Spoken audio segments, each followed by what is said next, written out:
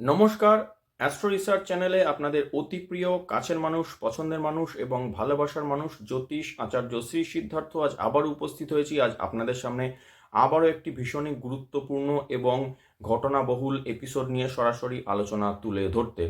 বন্ধুগণ, খুবই সাম্প্রতিক সময় আমার এক দর্শক বন্ধু আমার কাছে একটি খুব স্পেসিফিক প্রশ্ন পাঠিয়েছেন যে ভেনিজুয়েলা প্রেসিডেন্ট নিকোলাস মাদুরোকে অপসারণের সময় ট্রাম্প ভারতের কাছেও একটি হুমকির বার্তা পাঠিয়েছেন যে ট্রাম্প কি ভারতের সাথেও এমনি কিছু ঘটাতে পারেন, যদি ঘটিয়ে ফেলেন তো তার ফলাফল কি হতে পারে এবং পরিণতি স্বরূপ কি কি ঘটতে পারে।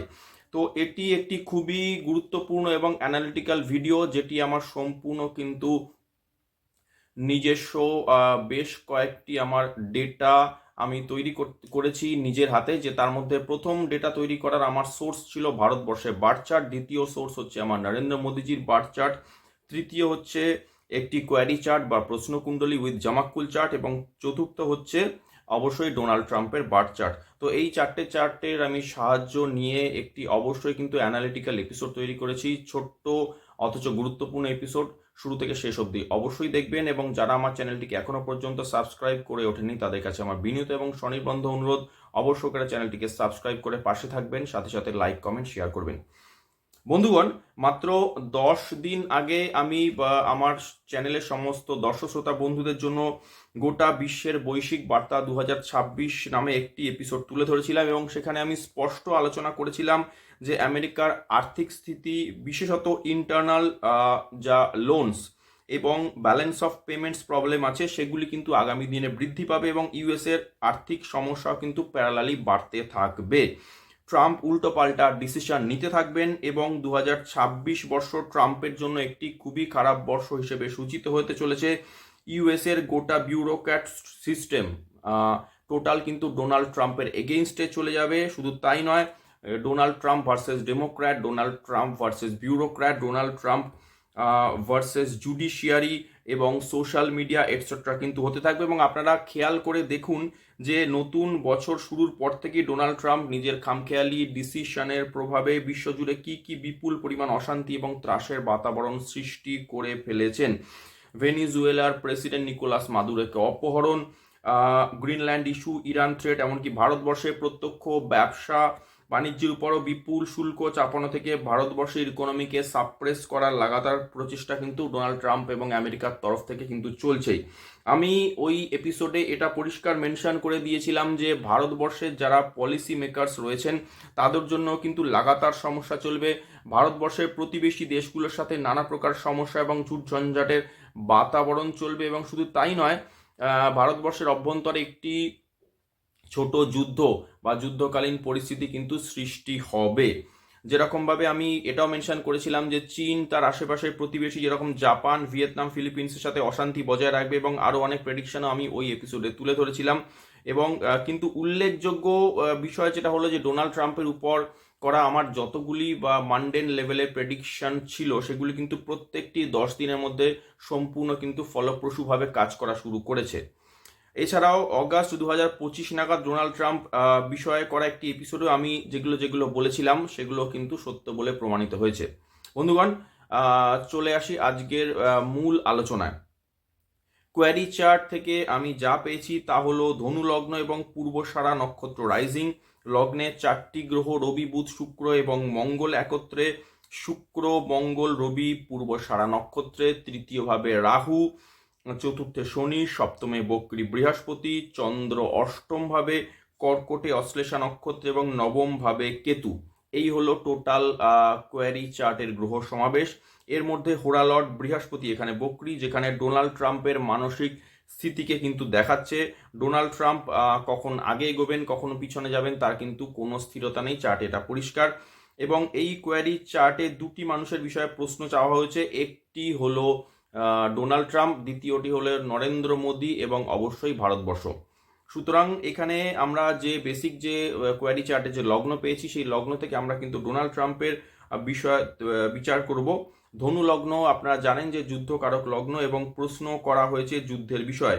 যেহেতু পূর্বসারা নক্ষত্র রাইজিং এবং এই নক্ষত্র কিছুটা হলেও শো অফ করা বা লোক দেখানো এই বিষয়ের কাজে কিন্তু পারদর্শী, অ্যারিস্টোক্রেটিক টাইপ, এটা কিন্তু নক্ষত্রের মধ্যে একটা ক্যারেক্টারিস্টিক্স আপনি বলতে পারেন। এবং এই নক্ষত্রের মধ্যে ক্রূরতা বর্তমান, এবং এই নক্ষত্র নিজ কার্য সম্পাদনে যতদূর ইচ্ছা কিন্তু যেতে পারে। ওয়েস্টার্ন অ্যাস্ট্রোলজি মতে পূর্বষাঢ়া নক্ষত্র ফিক্সড স্টার কোয়াসবো রিয়েলিসের সাথে যুক্ত, যদিও এর সাথে রবি এবং মঙ্গলের একটি কিন্তু কনজাংশন হয়েছে, ফলে জাতক সব কিছুতেই অতিরিক্ত বাড়াবাড়ি করবে এবং ফলস্বরূপ লিগাল প্রবলেমসে কিন্তু জাতক ফেসে যেতে পারেন। আমি কিন্তু ডোনাল্ড ট্রাম্পের বিষয়ে কথাগুলো বললাম। এছাড়া আপনাদের বলি যে ডোনাল্ড ট্রাম্প, আপনারা খেয়াল করবে যে নিজে প্রেসিডেন্ট হয়েও লিগাল প্রবলেম কীভাবে ফেস করবেন সেটা হয়তো আমরা এখান থেকে বলতে পারছি না, কিন্তু জুডিশিয়ারি ইউএসের আমাদের জানা নেই। কিন্তু এটুকু আপনারা বুঝতেই পারছেন যে ডোনাল্ড ট্রাম্প বা জাতক এখানে নানা প্রকার বাধা বিপত্তির সম্মুখীন যে হবেন, এটা কিন্তু এক প্রকারের নিশ্চিত। দ্বিতীয়ত হলো বৃহস্পতি বৃহস্পতি পুনর্বসু নক্ষত্রে যেহেতু রেট্রোগ্রেড বা বক্রি অবস্থায় রয়েছে, অর্থাৎ ইউএসএ যদি ইন্ডিয়ার এগেনস্টে কোনো অ্যাকশন নেওয়ার কথা চিন্তা করে, তাহলে এটি কিন্তু কোনো নতুন বিষয় নয়, অর্থাৎ এই বিষয়টি কিন্তু প্রথম থেকেই চলে আসছে। উল্লেখযোগ্য হলো যে ডোনাল্ড ট্রাম্প প্রেসিডেন্ট হওয়ার পর থেকেই ভারতের উপর নানা প্রকার নিষেধাজ্ঞা, শুল্ক আরও ব্যবসায়িক বিধিনিষেধ কিন্তু চাপানো চলছে, এবং এখন আরও যা যা হবে সেগুলি পুরাতন ঘটনাগুলির জাস্ট এক্সটেনশন মাত্র। এই কোয়ারি চার্টের সপ্তম ভাব রিপ্রেজেন্ট করছে ভারতবর্ষ, এবং এই সপ্তম ভাবে আদ্রা নক্ষত্র রাইজিং, যেটি খুবই ভালো নক্ষত্র নয় এবং নানা প্রকার সমস্যা নির্দেশ করে। আদ্রা নক্ষত্রের একটি সিম্বল হলো টিয়ার্স মানে চোখের জল, এবং দ্বিতীয় সিম্বল হলো ডায়মন্ড বা হীরক। এবারে এর মানে এটাই দাঁড়ায় যে প্রথমে চোখের জল ফেলাবে বা প্রথমে কিন্তু কষ্ট দেবে, তারপরে হয়তো কিছু লাভ বা ডায়মন্ড প্রাপ্তি কিন্তু সম্ভব হতে পারে। সপ্তম ভাবে লর্ড লগ্নভাবে অর্থাৎ ধনুতে মূলা নক্ষত্রে অবস্থিত। আদ্রা এবং মূলা উভয় শুভ নক্ষত্রে নয়, এবং এর সাথে সাথে প্যারালালি চন্দ্র রয়েছে অষ্টম ভাবে অশ্লেষা নক্ষত্রে। চন্দ্র এবং বুধের স্থিতি, সপ্তম কাস্পের স্থিতি, সপ্তম ভাবে নক্ষত্র রাইজিং স্পষ্ট ডিক্লেয়ার করছে যে কোয়ারি চার্ট অনুযায়ী যে প্রশ্ন করা হয়েছিল যে ভারতের বিরুদ্ধে ইউএসএ কোনো প্রকারের অ্যাকশন নিতে পারে কি না, উত্তর হলো ইয়েস, অর্থাৎ হ্যাঁ। ভারতের বিরুদ্ধে কিছু করার জন্য ডোনাল্ড ট্রাম্প এবং কোম্পানি কিছু চিন্তাভাবনা কিন্তু করে চলেছে, এবং ভারত ফলস্বরূপ কিন্তু টেনশনস ফেস করবে। কি প্রকারের টেনশন আসতে চলেছে তা আমি আলোচনায় পর্যায়ক্রমে তুলে ধরছি। দেখুন, ডোনাল্ড ট্রাম্পের জন্য কুণ্ডলী 9th ভাব যা বলছে সেটি হলো যে সিংহ রাশির অধিপতি রবি তার লগ্নভাবে বসে রয়েছে, এবং সুতরাং ইনি অর্থাৎ ডোনাল্ড ট্রাম্প একজন পাওয়ারফুল পার্সন, যদিও নবমভাবে কেতু পূর্ব ফাল্গুনী নক্ষত্রে, ফলে ডোনাল্ড ট্রাম্প এমন একটি টেরিটরিতে প্রবেশ করতে চলেছেন যেখান থেকে বেরোনো তার পক্ষে কঠিন হবে। ঠিক যেমনিভাবে অভিমন্যু চক্রব্যূহে প্রবেশ করার পর আর বেরোতে পারেনি, ডোনাল্ড ট্রাম্পের সামনেও কিন্তু ঠিক সেই রকম ফল কিন্তু অপেক্ষা করছে।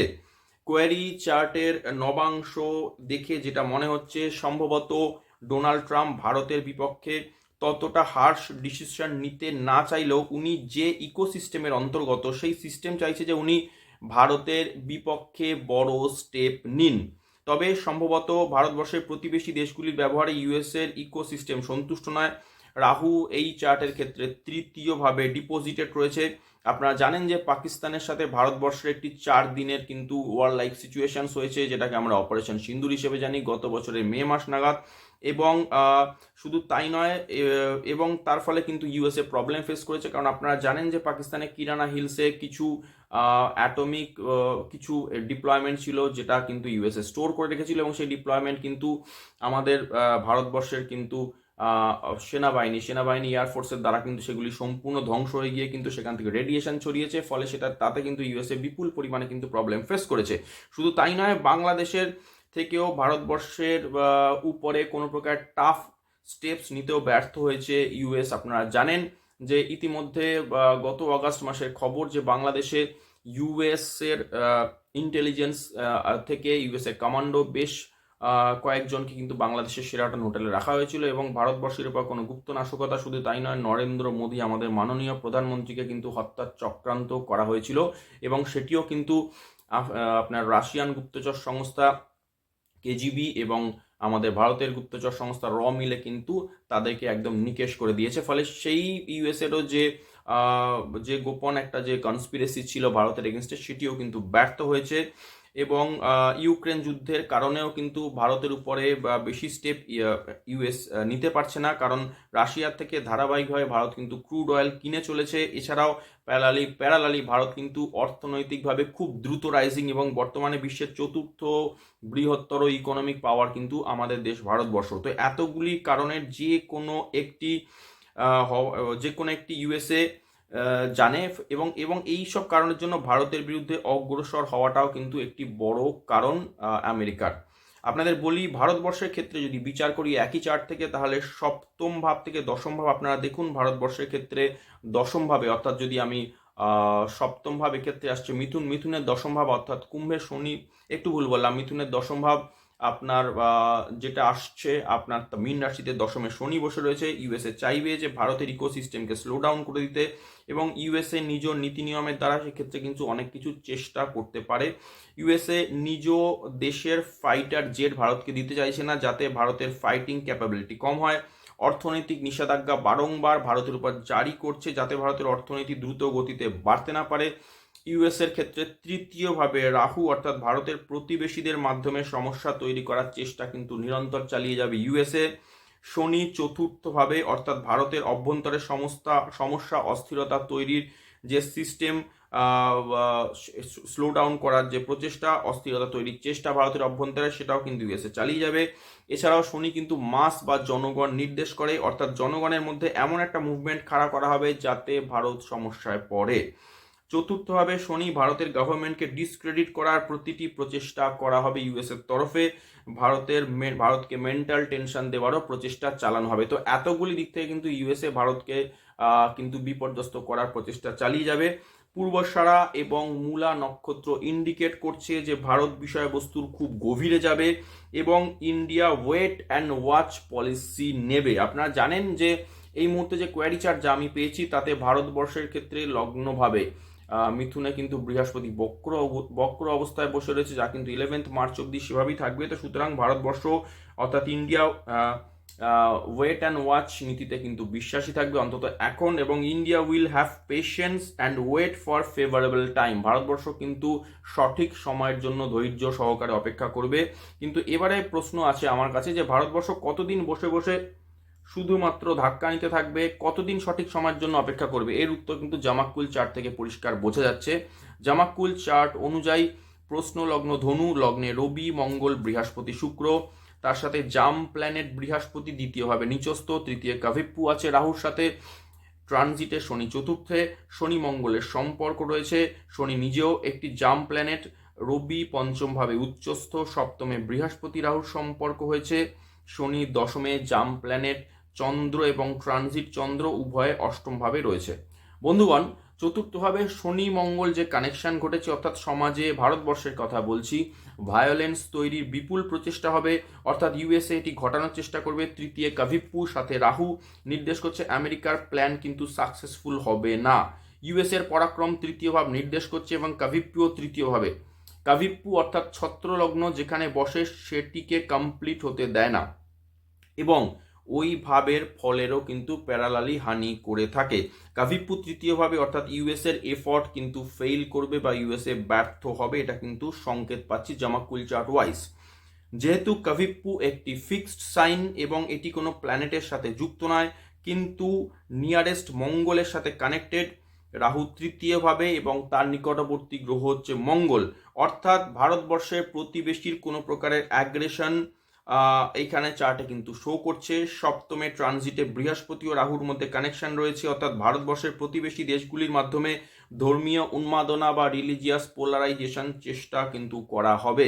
বন্ধুগণ, এখানে উল্লেখ্য জাস্ট গতকাল অর্থাৎ 16 এবং আজ 17 জানুয়ারি, এই দুদিন কিন্তু ভারতবর্ষের ক্ষেত্রে পশ্চিমবঙ্গ রাজ্যের মুর্শিদাবাদ জেলাতে বেলডাঙ্গা এবং তার পার্শ্ববর্তী অঞ্চলে বেশ কিছু সংখ্যালঘু মানুষজনের মাধ্যমে ধর্মীয় অস্থিরতা, দাঙ্গা, অগ্নিসংযোগ প্রচেষ্টা চালানো হয়েছে, এবং তার সাথে সাথে কিন্তু প্যারালালি রেল, জাতীয় সড়ক অবরোধ, বিক্ষোভ চলেছে এই দুদিন ধরে, এবং এটি ঘটেছে সম্পূর্ণরূপে প্ররোচনার মাধ্যমে, যার পেছনে কিন্তু ভারত বিরোধী শক্তি এবং প্রতিবেশী দেশগুলির হস্তক্ষেপ কিন্তু একেবারে পরিষ্কার।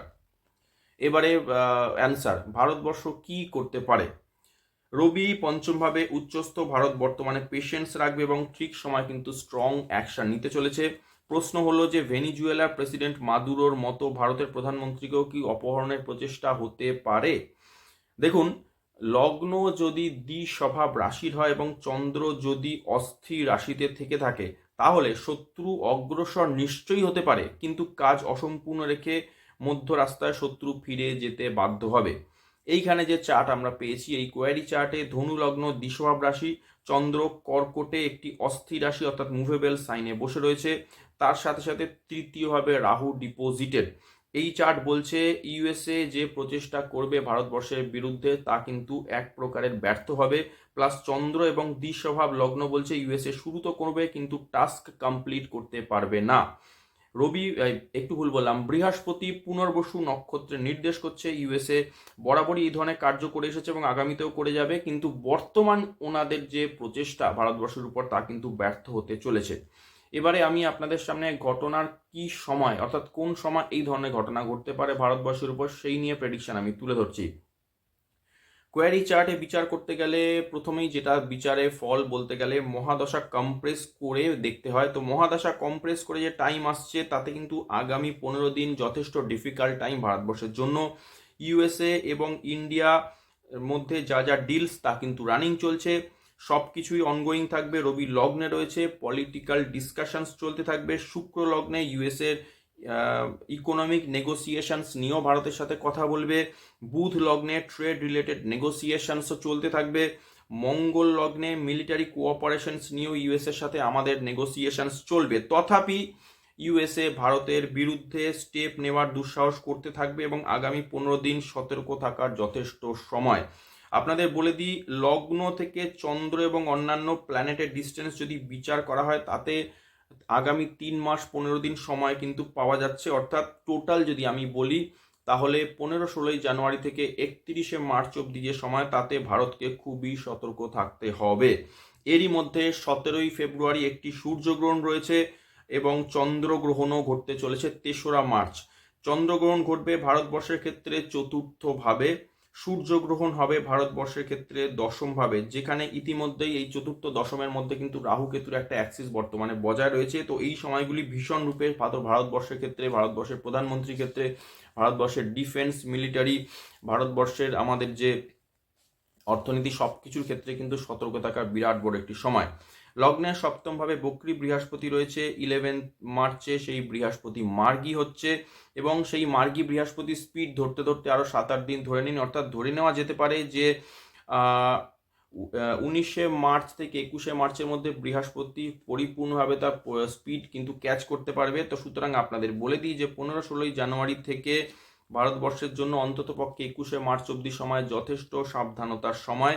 ইউএসএ বদমাইশি করবে এবং আপনাদের বলি উপরোক্ত সময়ের মধ্যেই হয়তো ডিরেক্টলি নিজে কিছু করবে না, কিন্তু ভারতের প্রতিবেশীদের হেল্প নিয়ে বা প্রতিবেশীদের মাধ্যমেই করবে। ভারতবর্ষের প্রতিবেশী বলতে আপনারা জানেন পাকিস্তান রয়েছে, বাংলাদেশ রয়েছে। তো পাকিস্তান বাংলাদেশের মাধ্যমে কিন্তু দেশের উপরে আমাদের কোনো প্রকারের এমন কোনো গুপ্ত ষড়যন্ত্র ইউএসএ করতে পারে যাতে হয়তো দেশের সরকারকে পুনরায় কিন্তু একটা ওয়ার লাইক সিচুয়েশনস বা অপারেশন সিঁদুরের মতো কিন্তু পুনরায় একটা পরিস্থিতি দেশে তৈরি হতে পারে।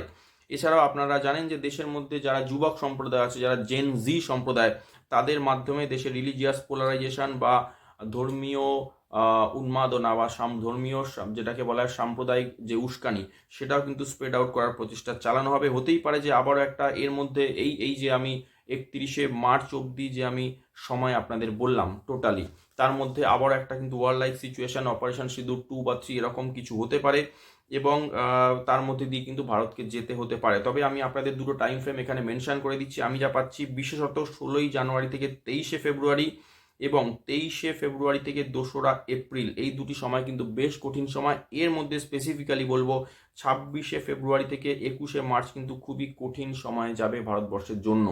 তো বন্ধুগণ, আমি সকলকে অনুরোধ করব সকলে সতর্ক থাকুন, সাবধান থাকুন এবং পরিস্থিতি, যে কোনো পরিস্থিতি দেশ স্থানকাল পাত্রের উপর আসুক না কেন, তাতে কিন্তু সকলে ধীর স্থির মস্তিষ্কে ঠান্ডা মাথায় কিন্তু সিদ্ধান্ত নেবেন।